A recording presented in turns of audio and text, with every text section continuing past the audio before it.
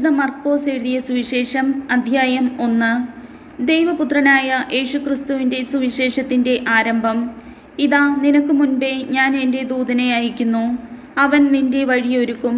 മരുഭൂമിയിൽ വിളിച്ചു പറയുന്നവൻ്റെ ശബ്ദം, കർത്താവിൻ്റെ വഴിയൊരുക്കുവിൻ, അവൻ്റെ പാത നേരെയാക്കുവിൻ എന്ന് യേശയ്യാ പ്രവാചകൻ്റെ ഗ്രന്ഥത്തിൽ എഴുതപ്പെട്ടിരിക്കുന്നത് പോലെ പാപമോചനത്തിനുള്ള അനുതാപത്തിൻ്റെ ജ്ഞാനസ്നാനം പ്രസംഗിച്ചുകൊണ്ട് സ്നാപക യോഹന്നാൻ മരുഭൂമിയിൽ പ്രത്യക്ഷപ്പെട്ടു.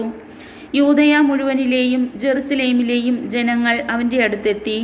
അവർ പാപങ്ങൾ ഏറ്റുപറഞ്ഞ് ജോർദാൻ നദിയിൽ വെച്ച് സ്നാനം സ്വീകരിച്ചു. യോഹന്നാൻ ഒട്ടകരോമം കൊണ്ടുള്ള വസ്ത്രം ധരിച്ചിരുന്നു. അരയിൽ തോൽപ്പട്ട ചുറ്റിയിരുന്നു. വെട്ടുകിളിയും കാട്ടുതേനും ആയിരുന്നു അവൻ്റെ ഭക്ഷണം.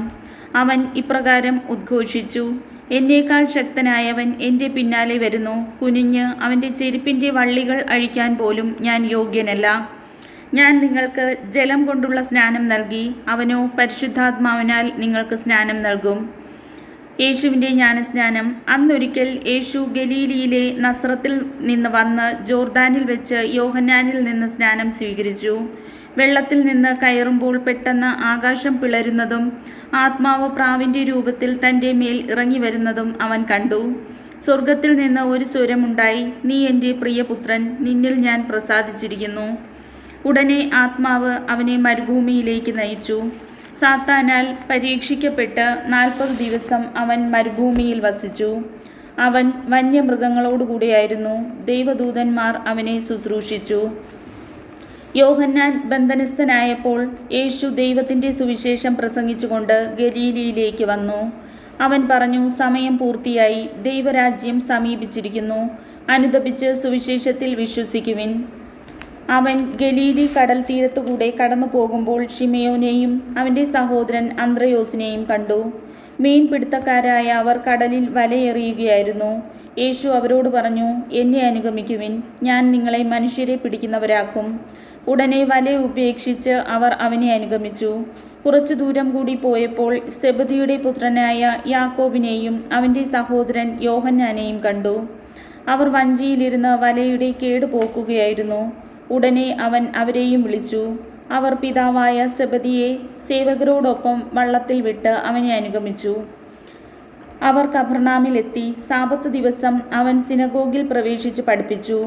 അവൻ്റെ പ്രബോധനത്തിൽ അവർ വിസ്മയഭരിതരായി. കാരണം നിയമജ്ഞരെ പോലെയല്ല, അധികാരമുള്ളവനെ പോലെയാണ് അവൻ പഠിപ്പിച്ചത്.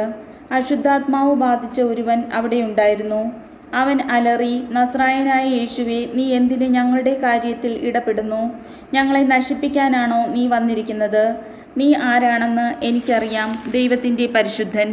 യേശു അവനെ ശാസിച്ചു: നിശബ്ദനായിരിക്കുക, അവനെ വിട്ട് നീ പുറത്തു വരിക. അശുദ്ധാത്മാവ് അവനെ തള്ളി വീഴ്ത്തിയിട്ട് ഉച്ചസ്വരത്തിൽ അലറിക്കൊണ്ട് പുറത്തു വന്നു. എല്ലാവരും അത്ഭുതപ്പെട്ട് പരസ്പരം പറഞ്ഞു: ഇതെന്ത്? അധികാരത്തോടെയുള്ള പുതിയ പ്രബോധനമോ? അശുദ്ധാത്മാക്കളോട് പോലും അവൻ ആജ്ഞാപിക്കുന്നു, അവ അനുസരിക്കുകയും ചെയ്യുന്നു. അവൻ്റെ പ്രശസ്തി ഗലീലിയുടെ സമീപ പ്രദേശങ്ങളിലെല്ലാം പെട്ടെന്ന് വ്യാപിച്ചു. യേശു സിനഗോഗിൽ നിന്ന് ഇറങ്ങി യാക്കോബിനോടും യോഹന്നാനോടും കൂടെ ശിമയോൻ്റെയും അന്ത്രയോസിൻ്റെയും ഭവനത്തിലെത്തി. ശിമയോൻ്റെ അമ്മായിയമ്മ പനി പിടിച്ച് കിടപ്പായിരുന്നു. അവളുടെ കാര്യം അവർ അവനോട് പറഞ്ഞു. അവൻ അടുത്തു ചെന്ന് അവളെ കൈക്ക് പിടിച്ച് എഴുന്നേൽപ്പിച്ചു. പനി അവളെ വിട്ടുമാറി. അവൾ അവരെ ശുശ്രൂഷിച്ചു. അന്ന് വൈകുന്നേരം സൂര്യാസ്തമയമായപ്പോൾ രോഗികളും പിശാചുബാധിതരുമായ എല്ലാവരെയും അവർ അവൻ്റെ അടുത്ത് കൊണ്ടുവന്നു. നഗരവാസികളെല്ലാം വാതിൽക്കൽ സമ്മേളിച്ചു. വിവിധ രോഗങ്ങൾ ബാധിച്ചിരുന്ന വളരെ പേരെ അവൻ സുഖപ്പെടുത്തി. അനേകം പിശാചുക്കളെ പുറത്താക്കി. പിശാചുക്കൾ തന്നെ അറിഞ്ഞിരുന്നതുകൊണ്ട് സംസാരിക്കാൻ അവരെ അവൻ അനുവദിച്ചില്ല. അതിരാവിലെ അവൻ ഉണർന്ന് ഒരു വിജന സ്ഥലത്തേക്ക് പോയി. അവിടെ അവൻ പ്രാർത്ഥിച്ചു കൊണ്ടിരുന്നു. ശിമയോനും കൂടെയുണ്ടായിരുന്നവരും അവനെ തേടി പുറപ്പെട്ടു. കണ്ടെത്തിയപ്പോൾ അവർ പറഞ്ഞു: എല്ലാവരും നിന്നെ അന്വേഷിക്കുന്നു. അവൻ പറഞ്ഞു: നമുക്ക് അടുത്ത പട്ടണങ്ങളിലേക്ക് പോകാം, അവിടെയും എനിക്ക് പ്രസംഗിക്കേണ്ടിയിരിക്കുന്നു. അതിനാണ് ഞാൻ വന്നിരിക്കുന്നത്. സിനഗോഗുകളിൽ പ്രസംഗിച്ചുകൊണ്ടും പിശാചുക്കളെ പുറത്താക്കിക്കൊണ്ടും അവൻ ഗലീലയിലുടനീളം സഞ്ചരിച്ചു. കുഷ്ഠരോഗിയെ സുഖപ്പെടുത്തുന്നു. ഒരു കുഷ്ഠരോഗി അവൻ്റെ അടുത്തെത്തി മുട്ടുകുത്തി അപേക്ഷിച്ചു: അങ്ങേക്ക് മനസ്സുണ്ടെങ്കിൽ എന്നെ ശുദ്ധനാക്കാൻ കഴിയും.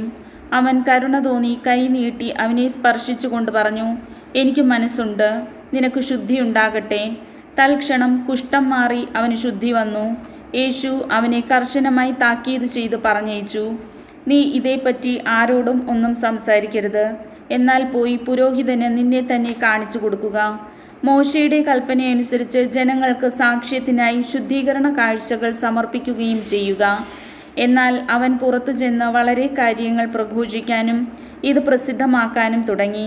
തന്മൂലം പിന്നീട് പട്ടണത്തിൽ പരസ്യമായി പ്രവേശിക്കാൻ യേശുവിന് സാധിച്ചില്ല. അവൻ പുറത്ത് വിജന പ്രദേശങ്ങളിൽ തങ്ങി. ജനങ്ങളാകട്ടെ എല്ലായിടങ്ങളിലും നിന്ന് അവൻ്റെ അടുത്ത് വന്നുകൊണ്ടിരുന്നു. കർത്താവിൻ്റെ വചനം.